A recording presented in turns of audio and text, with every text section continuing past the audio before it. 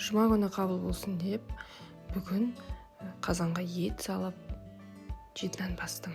Жет шелпекті үнемі пісіріп тұрмағанмен, жұма сайын пісіруге, қолым тигізуге тырысамын. Әрине бұл жиі емес, дегенмен осы істі жиілеткім келеді. Болашақта қолға алғым келеді. Жет шелпегімді пісіріп, үйге папамыз Құран оқыды.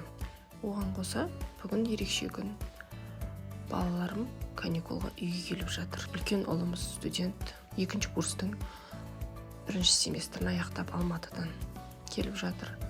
Ал үлкен ұлдан кейін қызым қалада 8 оқиды. Ол да каникулға үйге келіп жатыр. Екі кішкентай болса мәз, сол балалардың басын біріктіру мақсатында біріккеніне орай міне қазанымыз қайнап, жетінен пісіріп, Құран оқытқалы жатырмын. Әр отбасында тек бақыт, бірлік болсын деп тілеп, Құранымыз қабыл болсын дейік.